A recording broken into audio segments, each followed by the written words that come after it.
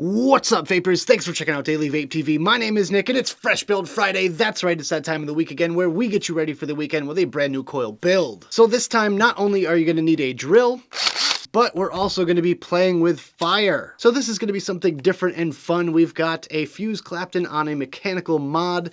That's what we're going for today, but I wanted to keep the slightly warm to hot vape aspect of it, but also kind of not go too low in resistance as well. So we're going to be combining different materials, different wires today, different types of wire, so that we get just the right amount of everything. So this should be a lot of fun, guys. Follow along with me. Real quick, before we get started with the video, I do want to give a huge shout out and thank you to everybody that came up and said hey at Midwest Vapor Expo. Really appreciate the support, guys. You guys are the reason I can keep going and keep pushing myself to become a better YouTuber, a better builder, and a better person. So thank you guys so much. I really do appreciate it. And I look forward to meeting a lot of you guys at VCC Tampa in a few weeks as well. So hope to see you guys there too. Anyways, without further ado, let's go ahead and grab our mod, our wick, our addy, our wire, our juice, our tools, all that good stuff. Let's go down to the close-up view and build it up.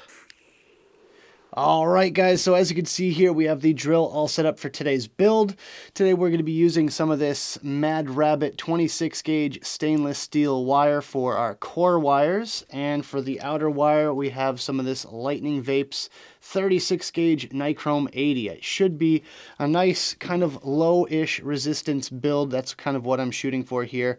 I'm looking for, some flavor on this mech build. So we're going to need about, cutting it close here, running out of Mad Rabbit. So I'm going to say about 2 feet-ish, of this Mad Rabbit wire here. So we're just going to cut off our strand, and we're going to straighten it out real quick.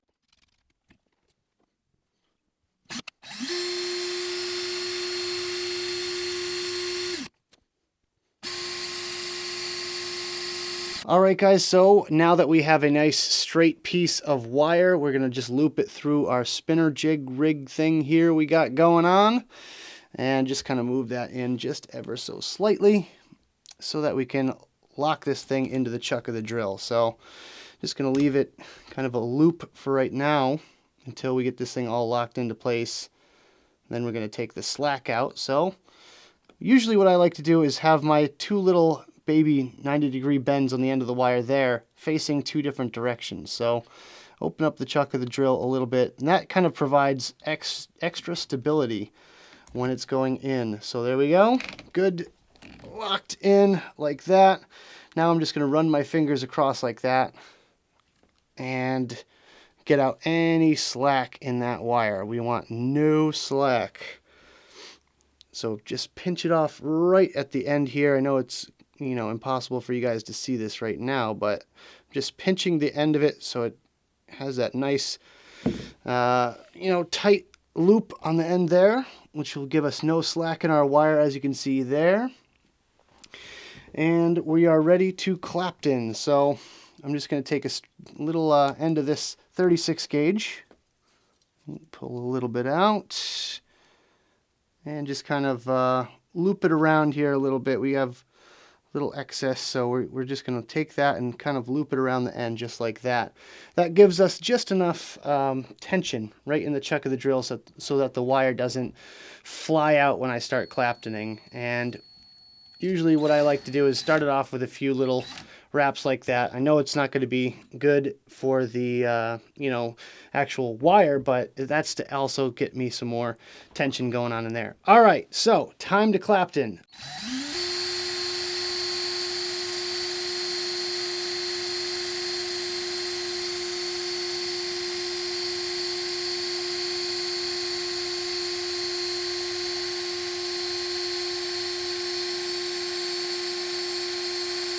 Alright, guys, so you might have noticed that you have two different directions of twists going on in your wire. That's because the tension is tighter towards the drill when you're over here, and the tension is more towards the spinners when you're down at this section here, which can cause it to bind up a little bit and twist. So with that, what I like to do is just kind of find the midway point right between them, and then just back my drill off and back out any of those little imperfections like that. Just go really slow at this point. No sense in speeding up that drill whatsoever, but I like to just kind of get it so that when all the twists are out here, I just kind of go down with my Teflon tipped pliers and just kind of pinch them a little bit just to flatten it out a bit more.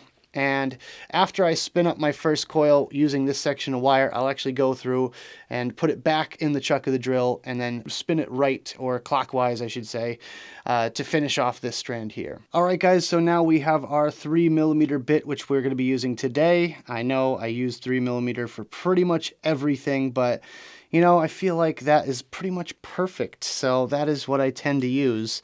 Now we're just going to start spinning up some of these coils here, so it's going to be a pretty quick one today, only a 5 wrap, because if I really want this thing to hit hard as well as get some really good flavor going on. So it's combining a lot of things I love, which is stainless steel wire, nichrome 80 wire, and fused Claptons. So and of course 3mm, so there you go. I feel like these should hit really, really good on this mechanical mod that we're going to be using today, and that's kind of what I'm shooting for this particular build. Now, you might be able to see that I left this particular lead longer because I need some room to work on it, and that's because these posts on the Roughneck V3 are a little bit weird, if you, for the lack of a better word, they're a bit weird. So it's a bit more difficult to build on than what I'm used to. But anyways, so yeah, I left these longer so I can kind of bend them up a little bit with my pliers. Now, real quick, I'm going to make one more of these coils and then we'll get to work on some of the prep. Alright guys, so I've got my little 5 wraps here, and as you can see, this deck is pretty unique. You have these little side clamps going on here, which are a little bit more difficult to kind of get the wire to stay in there. So what we're going to do today is actually bend up our wire a little bit so that they fit perfectly in those clamps. And with flat wire like fused Claptons or any sort of staple coil variation or aliens or anything like that, you're going to have to kind of bend that lead so that the flat part actually goes somewhat vertical so that it fits in these slots here. So it's going to be a bit of a challenge, but I think we can manage it. I've got my Teflon pliers here, so that's what's really going to make a difference in this one. So what we're going to do is kind of start off by bending it so that it goes vertically, and then try to get it so that it goes about 90 degrees out. So just like that. I'm going to try to get this all on camera. It's going to be rather difficult, but I think we can manage it. So just like that there. And I want to make sure I don't stretch these coils out too much, because then they're going to not go directly over the air holes. So it's going to take some work and some frustration, but I'm pretty sure you guys can handle this. If you've been building with me for a while, I feel like you can make it. So we're just going to go like that. And normally what I would do is measure and all that stuff, but personally, I can't really be bothered to at this point. I mean, I kind of have a grasp on what I'm doing here, so I feel like I can manage without actually physically measuring where my actual 90-degree bends need to go. So I feel like that should be enough room there. Yeah, so let's go just kind of work on these a little bit more. I'm going to have to kind of come up with stuff to talk about while I'm doing this, because for you guys out there, it might be a little bit boring, but yeah, we're just trying something new here with you guys today, so bear with me. Yeah, I think we're doing all right so far. I might have to use my normal pliers, because this thing is going to be a pain in the butt, I guarantee it. I can already tell. And you know, I thought was going to be more difficult was making it go vertically, but really it's not that hard at all. I'm kind of surprised by that, in fact, so I guess that's a positive thing there. All right, that's good. Oh, don't fail me now. These Teflon pliers get really, really chewed up. So they're not really the best thing for wire making, but I mean, they're kind of indispensable at this point because they don't mar up your wire a whole bunch. They don't mangle it, so I guess that's a good thing. All right, I think that's going to be, we're going to call that good for these 90-degree bends here. I feel like that's okay, and actually I'm going to do the other one off camera because that was more of a pain than I anticipated. So back in a sec. All right, so we've got our other coil made here, and it was a lot easier off camera than it was on camera, that's for damn sure. But in any case, yeah, let's go ahead and take a whack at building this thing. For me, the hardest part about building this particular atomizer is the upper side of the posts. I have a feeling it was made so that you kind of bend your wire like that and then get this one going through the top of this post, but for some reason it definitely does not like to stay. As you saw there, it likes to pop out all the time. So I'm going to try my best to get this coil to stay in there just by kind of luck, I guess, pure freaking luck, while I install this one here. And hopefully it likes to behave for me today. Be good, coil, be good. Please just let me build you. So I really wish they kind of had some sort of T-top system that kind of comes up a little bit higher and just kind of guides that that wire into place, because this right here, not a huge fan of, but I think we've got them pretty much in place. So I'm going to tighten down this one first because I feel like this one needs a little bit more TLC, but yeah, right there. There we go. Just stay right there, please. Please stay right there. Please don't try to jump out of that post. This is a tough one. Let's get it screwed down. The screw likes to jump around on me too. I've only had this thing for about a week, and the screw, I think, is pretty much stripped. So, rig guys, if you watch this video, can you send me some more screws? That'd be awesome. But yeah. Yeah, I think that's as tight as that one's going to get. But let's go ahead and try the other side here real quick. All right, so now that we have everything organized slightly, I suppose, yeah, let's go ahead and trim off our leads. Whoa, watch your eyes.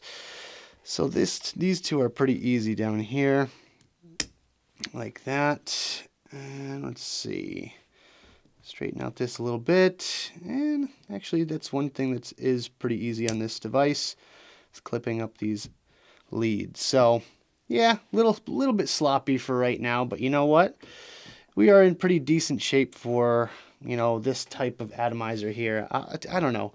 Still on the fence about this one as far as if I like it or not, but I guess we'll go over that in the full review. So now it's time to pop a battery in there real quick. All right, so we have our coils organized. We have our leads trimmed. I think we are ready to give these bad boys some heat. So let's fire this thing up here. Slow kind of machine gun taps at first. You just want to warm these bad boys up. So nothing too crazy yet until we get all the hot spots figured out. And when they start warming up, you just want to pinch like you normally do. Pinch and pulse. That's what this stage is all about. It's working out them hot spots. So, and already we're looking decent. Pretty good. You know, can't complain too much. Oh, yes. And we are in business. Just like that. I love how fast this stuff heats up. Really good stuff. You know what? Let me just take one more little look around. But I think we are good to go here. So yeah, let's go ahead and wick these guys.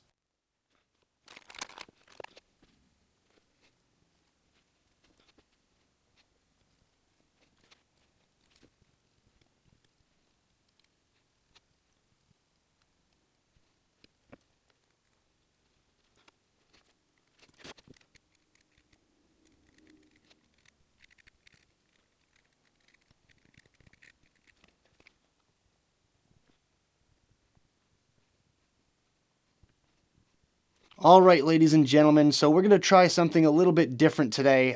So far, nothing special about the wicking technique. Now, I've been seeing a lot of builders on YouTube and Instagram and Facebook light their actual wick on fire. Now it sounds scary, but you know what? I've been doing it the past couple of builds I've done, and it does kind of work. So what it's supposed to do is lower the break-in time for your cotton, as well as get rid of some of those little pesky little hairs and stuff like that. So this is kind of for the perfectionist vapor, so to speak.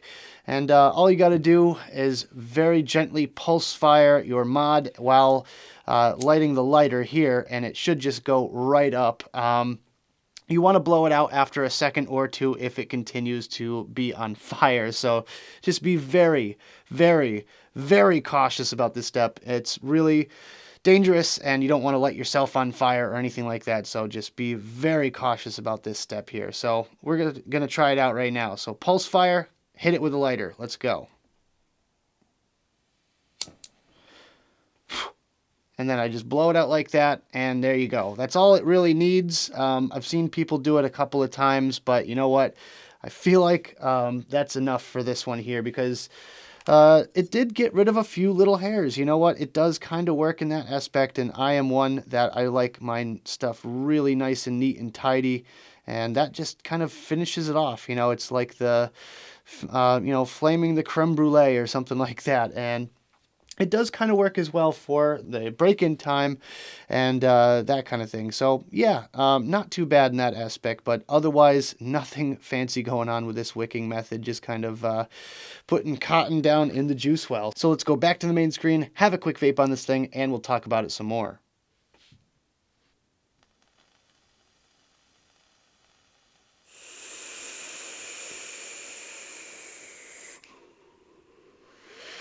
Alright guys, I hope you enjoyed the close-up section of this video. Now let's talk about the coils that we just put in our Roughneck V3.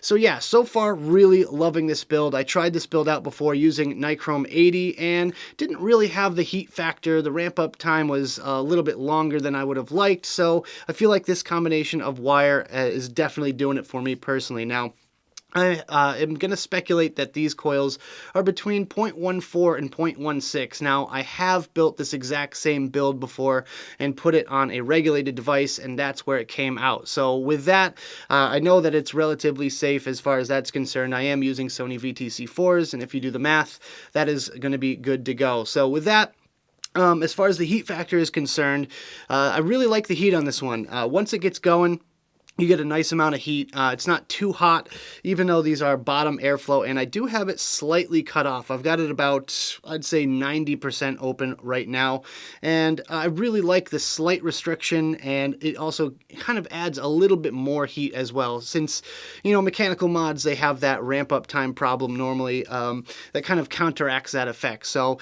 as far as ramp up and ramp down time goes, the ramp up time is still a little bit on the higher side, but then again, once it gets going, it really gets going. So as far as that's concerned, get about a 1 second ramp up time before you really start to feel the full effect of it. As far as the ramp down, let's go ahead and have a puff on this thing and we'll see what it is.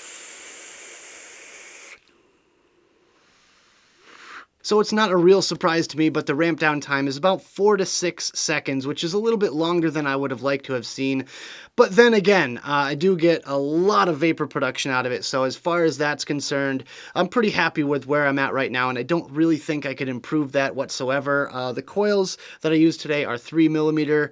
Don't think I could really fit a 3.5 in there, to be honest with you guys, especially with this type of wire. It is kind of a thicker wire, so with that, I really am not too confident that I can fit it a 3.5mm coil, and if I did try a 3.5, I would probably increase the ramp up time as well, so kind of a catch-22, if you will, there. But as far as the ramp down time, not too bad, kind of to be expected with a mechanical mod and using a stainless steel core wire, but otherwise pretty darn good. So for my next category, which is the difficulty of this build, as far as the wire building aspect goes, it's a cinch. You guys should know this by now. Obviously, it's just a regular fuse Clapton, so that is not the most difficult part about this particular build.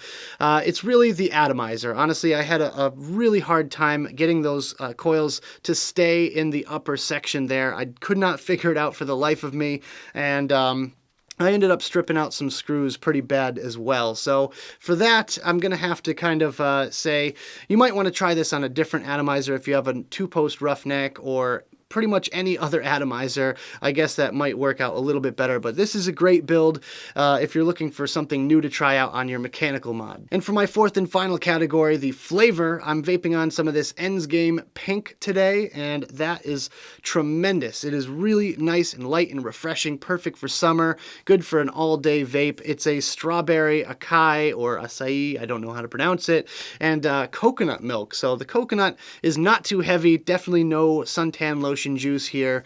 The strawberry kind of brightens it up a little bit. You get these little kind of notes of flavor going on, which is really, really incredible. And this build definitely brings out a lot of that flavor. So very, very good as far as the flavor department is concerned, but that is no surprise to me because Fuse Claptons. So that about does it for this video, guys. I hope you enjoyed. If you did, make sure you hit that like button and subscribe for more videos just like this. Don't forget you can click that little notification bell right next to the subscribe button if you want to be alerted whenever I upload videos. Also, leave me some comments in the box below. I'd love to hear your thoughts all about this build or the Roughneck V3 or anything else you guys want to discuss down there. I'm all ears. So also check out the advocacy and my social media links in the description below. I've got them down there. And if you want to pick up a Daily Vape TV shirt or tank top, make sure you check it out down there. Thank you guys so much for tuning in. And as always, vape on!